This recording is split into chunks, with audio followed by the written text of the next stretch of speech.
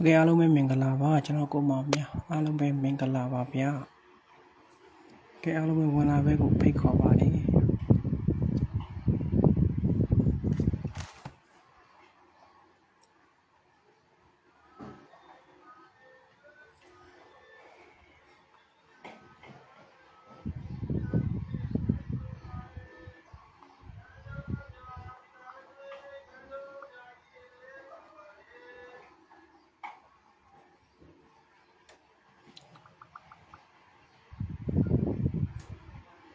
Alo bên mình cả là ba.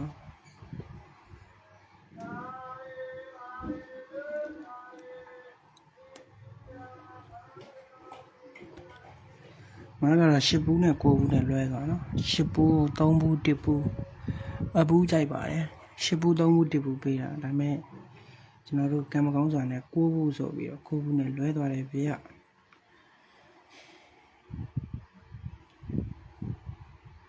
Cái thứ nhất này nó bọc màu bó nó. Thứ nhất này nó alo bên bọc màu bó. Cái alo bên mình cả là ba.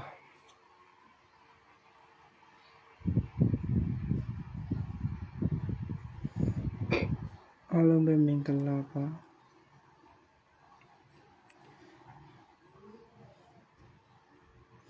Share tí của mày alo mày share bí vào không mà share tí của mày tại sao mà điều là hậu bài thì bây giờ mà để vào nó thì bây giờ mà để vào thì bây giờ mà để nào vào nó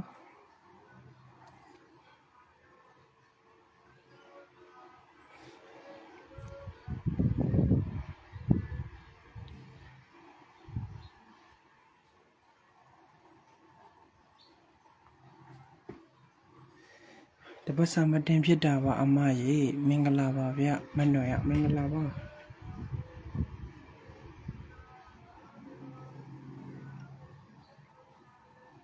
cái alo mày mình cần làm vào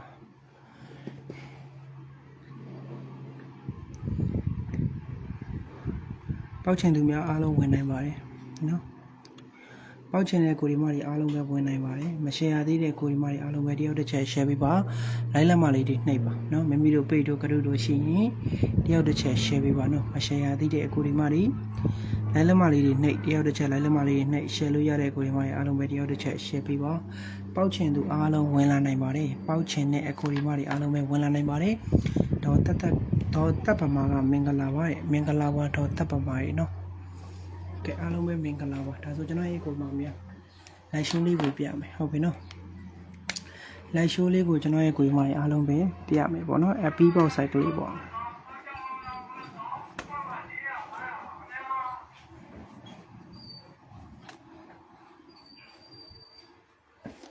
không biết nó app bao đi bỏ nó app bao sai cái bia mày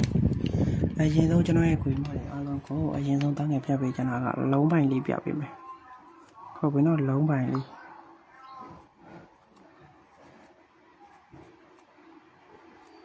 lâu mày bia mấy cho nó có mà mẹ lâu mày của trên sống chỉ có nó lâu mày của cho nó của mày alo về trên sống chị mà share tí đây của đi mày alo về theo được chạy bị bớ anh lâu mà đi của theo được chạy này bị mà share tí đây của đi mày đi alo về nếu mình được biết được lúc rồi chỉ mà theo được chạy theo được là quay over bị đọc share trên片của nhiều bây giờ vào bia cái lâu mày đi vào phía mà lại chạy chị lấy bút thì cả cho nó của đi mà đi lấy bút cả cho nó lấy bé tao nhà bút cả cho nó có mà mẹ tôi nó long bao chén lấy tao nhà cho nó của mày tao long bao chén này lấy này tao nhà này bao nó lấy bà lấy tao nhà này bao nó cho nó lấy về nhà lấy bao thì cả cho nó của mà mẹ cô thì cả cho nó của mày alo bé long bài không biết đâu cố thì cả cho nó của mày alo bé long bài cố bài nè tao sẽ cô tao nhà ngã cả cho nó của mày đi ngã bé tông sẽ của cả cho nó của mà mẹ tôi lâu bao chén ngã tông của cho nó của mà mẹ tông lâu bao chén đi ní mùa này mà nó ngã tông như bao nó shit này cô này bao nó khó này không bao vào khó trên thì nè thì cả cho nó của mày alo bé lâu bài ok nó của bài của tông sẽ của nè bài của nó sẽ lì tông nhà chỉ cả cho nó của mà đi shit bé nó sẽ lì cả cho nó của mà mẹ tôi lâu bao chén này ok nó shit này lì cho nó của mà đi tông lâu bao chénဖြစ်ရှင်းနေပေါင်းတော့3ညပါ3ညရဲ့4ရဲ့ပေါင်းတော့4တဲ့4ကိုပေါ်နေမှုတိုင်းပါဝါခေါ်တော့4ရဲ့ပါဝါဒီ9ဒီကကျွန်တော်ကိုမပြန်အားလုံးပဲလုံးပိုင်း9ပိုင်းကို39 2ပိုင်းကို24 9ပိုင်ကို69ဆိုပြီးထွက်တယ်ပြီးတော့25ရောက်မင်္ဂလာပါမရှယ်ရသေးတဲ့ကိုယ်မအားလုံးပဲတယောက်တစ်ချက် share ပါနော်မိမိတို့ဖေ့တို့ group တွေထဲမှာတယောက်တစ်ချက် share ပေးပါ like လက်မလေးကိုနှိပ်တာ viewer 100ပြည့်အောင် share ဦးဝင်းကမင်္ဂလာပါတဲ့မင်္ဂလာပါဦးဝင်းရေ share လို့ရရင်တစ်ချက် share ပေးပါအောင်ဗျတယောက်တစ်ချက်တယောက်တစ်လက်ဝိုင်းဝန်းပြီးတော့ဒါဆိုတစ်ချက်ကြည့်ဒီနည်းမှုတိုင်းဆက်သွားမယ်23ကကျွန်တော်ကိုမများ3ပဲတဲ့69ကကျွန်တော်ရဲ့ခွေပါသူတို့နှလုံးပေါင်းခြင်း369ကျွန်တော်ကိုမများ3လုံးပေါင်းခြင်းတဲ့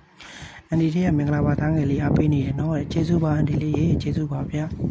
မရှယ်သေးတဲ့ကိုမအားလုံးပဲတယောက်တစ်ချက်တယောက်တစ်လက်ဝိုင်းဝန်းပြီးတော့မိမိတို့ဖေ့တို့ကတို့တို့ရှိရင်တယောက်တစ်ချက် share ပေးပါအောင်နော် share ခြင်းဖြင့်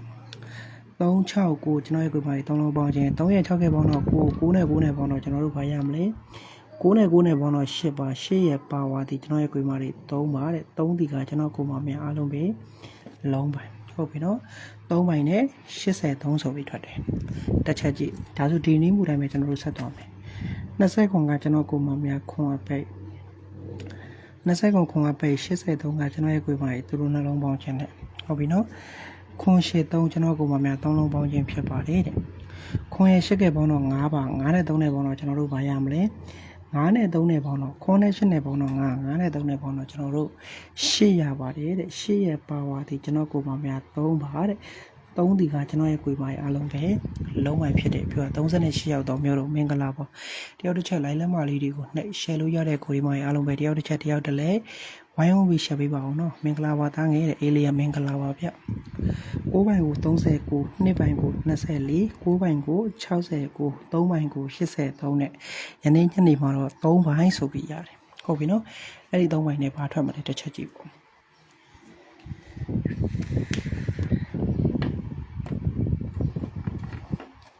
အဘီဘောဆိုင်လေးပြမယ်နော်အဘီဘောဆိုင်လေး35ကကျွန်တော်ကိုမများ9အပိတ်35ကကျွန်တော်တို့9အပိတ်6ဘူးက6ထိပ်84ကကျွန်တော်တို့4အပိတ်နဲ့ viewer 100ပြည့်အောင်တယောက်တစ်ချက် share ပေးအောင်ပြ viewer အရန်နေနေတဲ့ viewer 100ပြည့်အောင်အလုံးပဲတယောက်တစ်ချက်တယောက်တစ်လက်ဝိုင်းအောင်ပြီးတော့ share ခြင်းဖြင့်ကူညီပေးပါအောင်နော်35အပိတ်6ဘူးက6ထိပ်84 4အပိတ်နဲ့964ကျွန်တော်ရဲ့ကိုယ်မတွေ3လုံးပေါင်းခြင်းဖြစ်တယ်9နဲ့6နဲ့ပေါင်းတော့1ပါ1နဲ့4နဲ့ပေါင်းတော့ကျွန်တော်တို့ဘာရမလဲ1က4ရဲ့ပေါင်းတော့9ရတယ်9ကိုနက်ခက်ခေါ်9ရဲ့နက်ခက်က3 9 3ဒီက1ချိန်ဖြစ်တယ်ဟုတ်ပြီနော်9ပိုင်9 3ချိန်ကိုဘာထွက်လဲ39ဆိုပြီးထွက်တယ်38ကကျွန်တော်ရဲ့ကိုယ်မတွေ10အပိတ်3ဘူးက3ထိပ်6ဘူးကကျွန်တော်တို့6အပိတ်နဲ့10 36ပေါင်းလုံးပေါင်းခြင်းဖြစ်တယ်ရှယ်လိုက်ပြီနော်တဲ့ဦးဝင်ကျေးဇူးပါဦးဝင်ရေကျေးဇူးတင်ပါတယ်ဗျကိုရီမတွေအားလုံးလည်းမရှယ်ရသေးရင်တယောက်တစ်ချက်တယောက်တစ်လက်ဝိုင်းဝန်းပြီးရှယ်ခြင်းဖြင့်ကူညီပေးပါအောင်နော်38အပိတ်3ဘူး3ထိပ်6ဘူးက6အပိတ်836 3လုံးပေါင်းခြင်းနဲ့8နဲ့3နဲ့ပေါင်းတော့8ပါ8နဲ့6နဲ့ပေါင်းတော့ကျွန်တော်တို့ဘာရမလဲ4ရပါတယ်တဲ့4ရဲ့နက်ခတ်သည်နှစ်4နှစ်သည်1ချိန်4နဲ့1ချိန်2ပိုင်းကို24ဆိုပြီးထွက်တယ်ဟုတ်ပြီနော်9ပိုင်း5 3ချိန်ကို39 2ပိုင်း4နှစ်ချိန်ကို24တဲ့နှစ်3ချိန်ကျွန်တော်ရဲ့23ကကျွန်တော်ကိုမများ3အပိတ်ဒီနည်းမူတိုင်းပဲ39က3ထိပ်3ဘူးကကျွန်တော်တို့3ထိပ်နဲ့ဟုတ်ပြီနော်3 3ကျွန်တော်ရဲ့ကိုယ်မတွေ3လုံးပေါင်းခြင်းတဲ့3နဲ့3နဲ့ပေါင်းတော့6နဲ့3နဲ့ပေါင်းတော့ကျွန်တော်တို့ဘာရမလဲ6နဲ့3နဲ့ပေါင်းတော့6ပဲရတယ်6ကိုနက်ခတ်ခေါ်ခြင်းဒီ9 69ဒီ1ချိန်ဟုတ်ပြီနော်9ပိုင်5 3ချိန်39 2ပိုင်4နှစ်ချိန်ကို24 9ပိုင်69ချိန်ကို69ဆိုပြီးထွက်တယ်ဒီမှာလဲကျွန်တော်ရဲ့ခွေမာတွေ9ပိုင်69ချိန်ကို69ဆိုပြီးထွက်တယ်ဒါဆိုကျွန်တော်ခွေမာတစ်ချက်ကြည့်ဒီနည်းမူတိုင်းပဲ20ခွန်ကကျွန်တော်တို့ခွန်အပိတ်ဟုတ်ပြီနော်24က2ထိပ်39ကကျွန်တော်တို့9အပိတ်နဲ့ခွန်နှစ်ကို3လုံးပေါင်းခြင်းဖြစ်တယ်ပြီးတော့53ရောက်မင်္ဂလာပါမရှယ်ရသေးတဲ့ကိုယ်မိုင်းအားလုံးပဲတယောက်တစ်ချက်တယောက်တစ်လက်ဝိုင်းဝန်းပေး share ပေးပါ20ခွန်အပိတ်24နှစ်ထိပ်39ကိုအပိတ်နဲ့ခွန်နှစ်ကို3လုံးပေါင်းခြင်းနဲ့ခွန်နဲ့နှစ်နဲ့ပေါင်းတော့9ပါ9နဲ့9နဲ့ပေါင်းတော့ကျွန်တော်တို့ပါရခွန်ရဲ့နှစ်ကေပေါင်းတော့9နဲ့9နဲ့ပေါင်းတော့ကျွန်တော်တို့8ရပါတယ်8ရဲ့နက်ခတ်တီ1 8တီ1ချိန်ဖြစ်တယ်ဟုတ်ပြီနော်8တိတီ1ချိန်နဲ့3ပိုင်8တိချိန်ကိုကျွန်တော်တို့ဘာထွက်လဲ83ဆိုပြီးထွက်တယ်9ပိုင်5 3ချိန်ကို39နဲ့5ကို2ခွက်ပဲထုတ်39ဆိုပြီးထွက်တယ် နှစ်ပိုင်4နှစ်ချင်းကို2 4နဲ့2ဘူးနှစ်ကွက်ပဲထိုး24ဆိုပြီးထွက်တယ်ဒီမှာလည်းကျွန်တော်ကိုမောင်များ6ပိုင်6 9ချင်းကို6 6နဲ့9ဘူးနှစ်ကွက်ပဲထိုး69ထွက်တယ်မင်္ဂလာပါညီးတယ်မင်္ဂလာပါကိုနိုင်ရင်မင်္ဂလာပါဗျဒီမှာလည်းကျွန်တော်ကိုမောင်များ3ပိုင်8တဲ့ချင်းကို38နဲ့3တင်နှစ်ကွက်ပဲထိုး83ဆိုပြီးထွက်တယ်ဒါဆိုကျွန်တော်ရဲ့ကိုမောင်ယနေ့ညနေမှာကျွန်တော်တို့ရထားတာဘိုင်ကလုံးပိုင်က3ပိုင်ဟုတ်ပြီနော်လုံးပိုင်က3ပိုင်အဲ့ဒီ3ပိုင်နဲ့တွဲရပြီးစင်မဲ့အပီပေါက်ပါဖြစ်ပလဲတစ်ချက်လိုက်ကြည့်ပါ9ဘူးကကျွန်တော်တို့9ကပိတ်တယ်69က6တဲ့24ကကျွန်တော်တို့4ရပိတ်နဲ့ဟုတ်ပြီနော်6 4 9ကျွန်တော်ကိုမများ3လုံးပေါင်းခြင်းဖြစ်တယ်4နဲ့6နဲ့ပေါင်းတော့3ညပါ3ညရဲ့9ရဲ့ပေါင်းတော့ကျွန်တော်တို့ဘာရမလဲ9တဲ့9ရဲ့နက်ခတ်တီက6တဲ့9 6တီကကျွန်တော်ကိုမများအားလုံးပဲ1ချိန်ဖြစ်ပါတယ်ဟုတ်ပြီနော်ဒါဆိုဘယ်နှကွက်ထိုးရမလဲ3 9နဲ့3 6ကနန်းက2ကွက်ထဲနဲ့အပြီးပေါက်ဖြစ်မလားပေါ့နော်9ပိုင်5 3ချင်းကို39နှစ်ပိုင်4နှစ်ချင်းကို24 9ပိုင်6 9ချင်းကို69 3ပိုင်8တစ်ချင်းကို83ဒီမှာလည်းကျွန်တော်ကိုမိုင်3ပိုင်9 6ချင်းကို39နဲ့36နှစ်ကွက်တော့ရှိတယ်ချမလားပေါ့နော်ဒါကတော့လုံးပိုင်အပြီးပေါက်ပေါ့နော်ဒါကတော့ကျွန်တော်ကိုမှများလုံးပိုင်အပြီးပေါက်ပေါ့နော်လုံးပိုင်ဒီအပြီးပေါက်ကျွန်တော်ရဲ့ကိုမိုင်ဒုတိယတစ်ချက်အပြီးပေါက်လေးတစ်ချက်ပြဟုတ်ပြီနော်ဒုတိယတစ်ချက်အနေနဲ့အပြီးပေါက်လေးတစ်ချက်ပြမယ်လိုက်ကြည့်ပြီနော်ဒါပထမတစ်ချက်အပြီးပေါက်လေးပေါ့နော်နှစ်ကွက်ထိုးပြီးပေါက်အဆိုင်နောက်တဲ့အပြီးပေါက်လေးတစ်ဆိုင်ပြမယ်လိုက်ကြည့်ပေးပါမ share ရသေးတဲ့ကိုမိုင်အလုံးပဲတယောက်တစ်ချက် share ပေးပါလိုက်လက်ပါလေးတွေကိုကိုစီနှိပ်ပါမမီတို့ပေးတို့ကတုတို့ရှိရင်တယောက်တစ်ချက် share ပေးဖို့အတန်းငယ်ကတောင်းဆိုပါတယ်နော်ကဲအပြီးပေါက်လေးကျွန်တော်ရဲ့ကိုမိုင်နောက်တစ်ချက်လိုက်ကြည့်80ကကျွန်တော်ရဲ့ကိုမတွေ3ညအပိတ်3ည8က8အပိတ်3ညဘူးက3ညထိတ်6ဘူးကကျွန်တော်တို့6ထိတ်နဲ့8 3ည6ကျွန်တော်ကိုမများ3လုံးပေါင်းခြင်းဖြစ်တယ်8နဲ့3ညနဲ့ပေါင်းတော့8 8နဲ့6နဲ့ပေါင်းတော့ကျွန်တော်တို့ပါရမယ်ဒီ1ချိန်နဲ့နော်ဒီ1ချိန်နဲ့နော်ကျွန်တော်ကိုပေါ့ဗျာအပြီးပေါက်အဲ့ဒီ1ချိန်နဲ့အပြီးပေါက်ဆိုင်ကိုပြမှာ8နဲ့3ညနဲ့ပေါင်းတော့8ပါတဲ့8နဲ့6နဲ့ပေါင်းတော့ကျွန်တော်တို့ပါရမယ်8နဲ့6နဲ့ပေါင်းတော့4တဲ့4ရဲ့ပါဝါဒီ9 4 9ဒီ1ချိန်ဖြစ်တယ်ဟုတ်ပြီနော်5 3ချိန်4 9ချိန်ကို39ဆိုပြီးထွက်တယ်5 3ချိန်4 9ချိန်ကို39ဆိုပြီးထွက်တယ်တစ်ချက်ကြည့်4ဘူးက4ထိပ်39က3ထိပ်3ညာဘူးက3ညာထိပ်နဲ့4 3 3ညာကျွန်တော်ရဲ့ခွေးမတွေ3လုံးပေါင်းခြင်းဖြစ်တယ်4ရဲ့3ရဲ့ပေါင်းတော့ခွန်နဲ့3ညာနဲ့ပေါင်းတော့ကျွန်တော်တို့ဘာရမလဲခွန်မဲရတယ်ခွန်ရဲ့ပါဝါဒီကျွန်တော်ကိုမများ2ပါတဲ့ခွန်2ဒီက1ချိန်အပြီးပါ1ချိန်3ပိုင်း4 9ချိန်ကို39တဲ့4နှစ်ချိန်9နှစ်1ချိန်ကိုကျွန်တော်ကမှဘာထက်လဲ2ပိုင်း4ပိုင်း2ပိုင်းနဲ့24ဆိုပြီးထွက်တယ်ဟုတ်ပြီနော်တစ်ချက်ကြည့်မစင်းသွားနဲ့စင်းသွားရင်တော့ဘာမှရမှာမဟုတ်နော်3ည5ကကျွန်တော်ကိုမများ9အပိတ်24က2ထိပ်39ကကျွန်တော်တို့9အပိတ်နဲ့9နှစ်ကိုကျွန်တော်ရဲ့ခွေးမတွေ3လုံးပေါင်းခြင်းဖြစ်တယ်9နဲ့နဲ့ပေါင်းတော့9နဲ့9နဲ့ပေါင်းတော့ကျွန်တော်တို့ဘာရမလဲ9နဲ့9နဲ့ပေါင်းတော့6ပါတဲ့6ရဲ့ပါဝါဒီ1 6တစ်ဒီ1ချိန်ဟုတ်ပြီနော်6ကို1ချိန်6တစ်1ချိန်ကို6ပိုင်း9ပိုင်းနဲ့69ဆိုပြီးကျွန်တော်ရဲ့ခွေးမတွေထွက်ရှိလို့အောင်မြင်ခဲ့တယ်ဒါဆိုတစ်ချက်ကြည့်မယ်3ည8က8အပိတ်တဲ့69ကကျွန်တော်တို့6ထိပ်24က4ရပိတ်နဲ့8 6 4ကျွန်တော်ကိုမများ3လုံးပေါင်းခြင်းဖြစ်ပါတယ်8နဲ့6နဲ့ပေါင်းတော့4 4နဲ့4နဲ့ပေါင်းတော့ကျွန်တော်တို့ဘာရ4ရဲ့4ရဲ့ပေါင်းတော့8ရဲ့ပါဝါဒီ3 8 3ဒီ1ချိန်ဟုတ်ပြီနော်8 3ဒီ1ချိန်8တဲ့ချိန်8 3 1ချိန်ကိုဘာထွက်လဲဆိုရင်ကျွန်တော်တို့3ပိုင်း8ပိုင်းနဲ့8ပိုင်း3ပိုင်းနဲ့83ဆိုပြီးထွက်တယ်ဒါဆိုယနေ့ညနေ4နာရီဝန်းမှာရထားတဲ့1ချိန်က96 1ချိန်လို့ရတယ်ဟုတ်ပြီနော်ရထားတဲ့1ချင်းကတန်းကလေးတို့ဘာရလဲ96 ချင်းနဲ့အဲ့ဒီ96 ချင်းကိုသူနဲ့တွဲရက်ပြီးဆင်းမဲ့အပီးပေါက်နံပါတ်2ဘာဖြစ်မလဲတကြည့်23 3အပိတ်83က8ထိပ်69ကကျွန်တော်တို့9အပိတ်နဲ့389ကျွန်တော်ကိုမများ3လုံးပေါင်းခြင်းဖြစ်တယ်တဲ့3နဲ့8နဲ့ပေါင်းတော့1ပါ3ရဲ့8ကပေါင်းတော့1တဲ့1က9ရဲ့ပေါင်းတော့ကျွန်တော်တို့ဘာရမလဲ3နဲ့8နဲ့ပေါင်းတော့1 1က9ရဲ့ပေါင်းတော့ကျွန်တော်တို့3ညရပါတယ်3ညရဲ့ပါဝါဒီ9 3ည5ဒီ 1 chain ဖြစ်တယ်ဟုတ်ပြီနော်3.5ဒီကျွန်တော်ကိုမများ1 chain ဆိုရင်တဲ့3ပိုင်9ပိုင်နဲ့39တဲ့2ပိုင်4ပိုင်နဲ့24တဲ့9ပိုင်6ပိုင်နဲ့69 8ပိုင်3ပိုင်နဲ့83ဒါဆိုယနေ့ညနေမှာ1 chain အပြီးပေါက်က96 1 chain 3.5 1 chain ဒီအပြီးပေါက်1 chain ဖြစ်ပါတယ်တဲ့ဟုတ်ပြီနော်အကြိုက်တူလို့အကြိုက်တွေ့တဲ့ကိုရီမတွေအားလုံးကလည်းကစားနိုင်ပါတယ်တန်းငယ်မကြိုက်ဘူးဆိုရင်လည်းမကစားနဲ့ဟုတ်ပြီနော်ကိုပတ်စံနဲ့ကိုထိုးတာပဲဗျတန်းငယ်ဘသူ့မှမန်ပါမခေါ်ဘူးနော်အဖွဲ့ဝင်ကြီးလည်းမတောင်းပါဘူးပေါက်ပြီးသတ်မှတ်ခြင်းမရှိပါဘူးအကုန်စေတနာဖြင့်သာကူညီပါတယ်ယနေ့ညနေ4နာရီခွဲအတွက်ကျွန်တော်ရဲ့ကိုရီမတွေအော်နှစ်ကွက်ထိုးမယ်စေတနာဖြင့်ကူညီတာပါကြိုက်နေတဲ့ရင်လာယူနိုင်ပါတယ်အလကားပေးတာပါနော်အလကားပေးတာပါအော်နှစ်ကွက်ထိုးမယ်ပေါက်ရင်မဟုတ်ဘူးလေပေးခြင်းတဲ့ဆန္ဒရှိရင်ပေးပါအော်နှစ်ကွက်ထိုးမယ်လူချင်းမှုရှိတဲ့ကိုရီမတွေဒီဖုန်းမက်ဆေ့ကိုအခုဟိုင်းပါနော်အခုဟိုင်းပါ3ညာကို66ခွန်အလကားပေးတာပါနော်ပေါက်လို့မဟုတ်ပေးခြင်းတဲ့ဆန္ဒရှိရင်ပေးပါ66ခွန်293 398ကိုအားလုံးပဲယနေ့ညနေ4နာရီခွဲအတွက်အော်နှစ်ကွက်ထိုးခြင်းသူများဟိုင်းတာပါအလကားပေးတာပါပေါက်လို့မဟုတ်ပေးခြင်းတဲ့ဆန္ဒရှိရင်ပေးပါဟုတ်ပြီနော်လိုချင်တဲ့ကိုရီမတွေဖုန်းနံပါတ်လေးကိုတေချာမှတ်ပြီးတေချာလေးဟိုင်းလိုက်နော်ပေါက်ချင်တဲ့ကိုမများ3ညာကို66ခွန်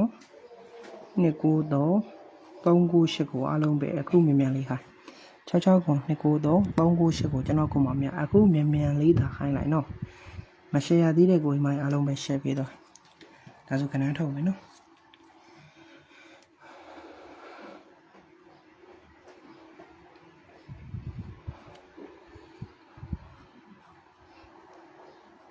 3ညာကိုနိုင်မကောင်း3ညာ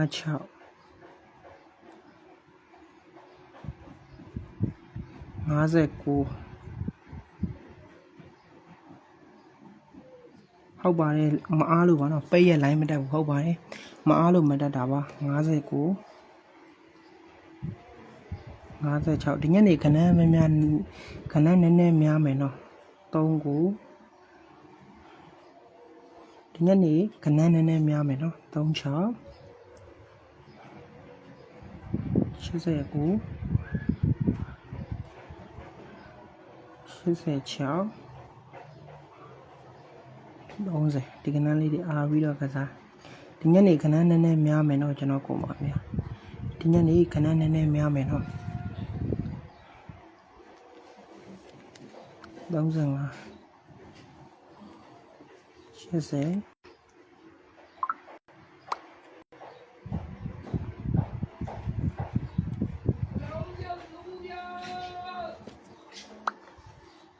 ညနေခဏနည်းနည်းများမယ်နော်ခဏ12ကွက်ဖြစ်သွားရင်နော်ညနေခဏနည်းနည်းများမယ်နော်ဟိုင်းစေခြင်းနဲ့နော်အားလုံးပဲပေါက်စေခြင်းနဲ့ရစေခြင်းနဲ့ဆန္ဒနဲ့လည်းတက်ပြီးရဖြစ်တယ်တော့အားလုံးကိုပေါက်စေခြင်းနဲ့အော်နှစ်ကွက်ထိုးမယ်အားငယ်အကောင်းဆုံးစူးစမ်းထားပါတယ်ပေါက်ရင်မဟုတ်ဘူးလီတော့ပေးနော်လူချင်းမှုရှိတဲ့ကိုဒီမတွေဒီဖုန်းနံပါတ်ကိုဟိုင်းတာ66ခွန်293 398ကိုအားလုံးပဲဟိုင်းတာပါဟုတ်ပြီနော်66ခွန်293 398ကိုအားလုံးပဲဟိုင်းတာကဲဒါဆိုကျွန်တော်မိန်းဟောက်ပဲရေးပေးမယ်နော်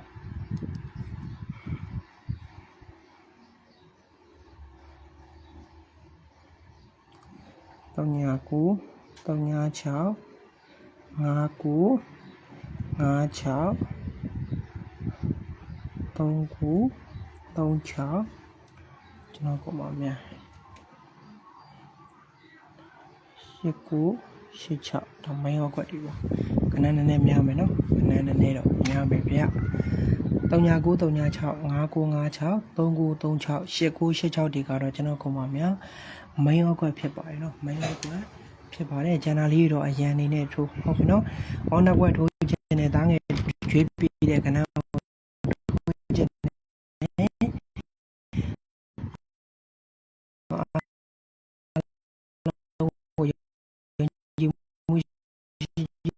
တွဲခြင်းနေဆိုရင်ဒီဖုန်းနံပါတ်66